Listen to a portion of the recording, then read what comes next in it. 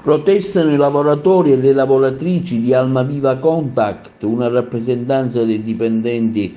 del capoluogo siciliano e di quelli operanti nella struttura di Catania. Si sono riuniti intorno alle 10 della giornata di ieri sotto la sede della Presidenza della Regione Siciliana in Piazza Indipendenza a Palermo. Una manifestazione che ha l'obiettivo di sensibilizzare l'opinione pubblica in merito al destino dei 500 lavoratori che hanno operato durante la pandemia nel servizio front office del numero verde 1500. I dipendenti sono distribuiti sulle 5 sedi italiane: Milano, Palermo, Rende, Catania e Napoli, al momento in cassa integrazione e con forti dubbi per il proprio futuro professionale. A oggi, infatti, il tavolo ministeriale aperto a Roma non ha dato le risposte sperate. Sì, fondamentalmente sarebbe dovuto essere prevedibile quello che è successo a noi, perché comunque si sapeva che il servizio per cui lavoravamo, il 1500, avrebbe dovuto avere una conclusione, quindi era lo Stato che doveva tutelarci con una clausola sociale dove creava una rete di salvataggio per tutti noi, che lavoravamo già prima, perché questa è una cosa importante che va sottolineata. Noi siamo dipendenti di un'azienda, Almaviva, da 20 anni, 17 anni, siamo tutti arrivati in quella fascia in quel periodo lì. Fondamentalmente abbiamo sempre avuto il lavoro,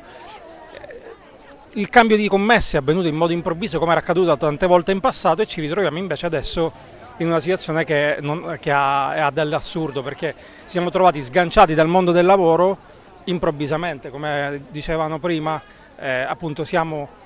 con affitti, mutui, siamo in grande difficoltà e tra di noi ci sono situazioni anche molto molto critiche, anche psicologicamente, perché poi diciamocelo, anche quello fondamentalmente, su quello si basa la sanità mentale di una persona, quindi speriamo bene, siamo qui per trovare insieme delle soluzioni, cercare delle soluzioni, perché poi non siamo qui per fare la guerra a nessuno, siamo qui per cercare di dare il nostro apporto per trovare una soluzione insieme. Perché secondo me quella è la cosa più importante, il lavoro di tutti noi, la possibilità di continuare a vivere, a lavorare, non sopravvivere, che adesso siamo in cassa integrazione da un anno ed è dura, poi soprattutto in un periodo del genere è dura, quindi questo è il motivo. Quando finisce la cassa A luglio dovrebbe concludersi, non si sa, da lì in poi per noi è un oblio, non sappiamo se verrà confermata la cassa integrazione, se andremo ad essere sganciati dall'azienda Almaviva, non sappiamo nulla, quindi siamo qui anche per capirlo insieme. Siamo disperati e rischiamo anche la tragedia, perché non arriviamo più a fine mese.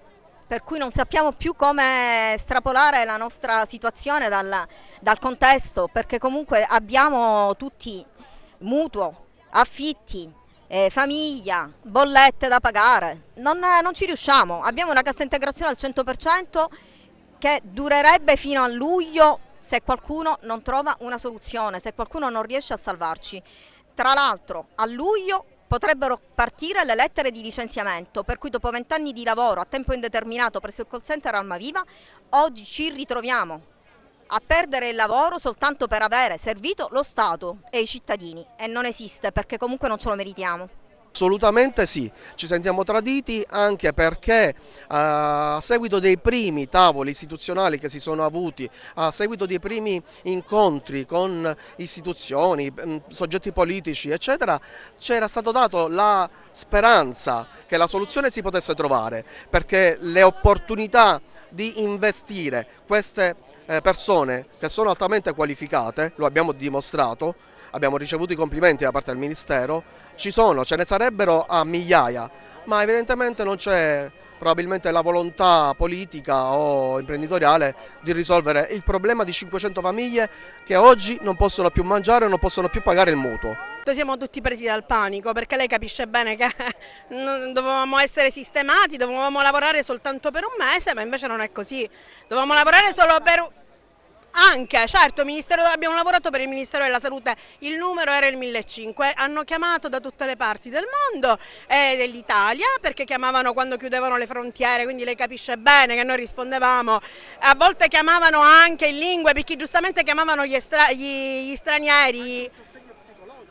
Assolutamente, assolutamente. Noi non ne avevamo perché eravamo soli, perché prima lavoravamo in azienda, magari ci potevamo confortare fra di noi. Capisce bene che lì eravamo soli, smart working, mi chiamavano, "Oh, il nonno è morto a terra, oh, mio papà è morto ieri, devo chiamare le pompe funebri, cosa devo fare?" Non si sa, non si sapeva, quindi anche noi siamo stati traumatizzati da questo e ora siamo pure senza lavoro. Quindi non so più che dirle, cerchiamo aiuti, ma speriamo che qualcuno ci ascolti. Ci arrivavano i messaggi che l'Italia aveva bisogno di noi, ora l'Italia dov'è? Noi la stiamo aspettando, siamo italiani, siamo qua, aspettiamo.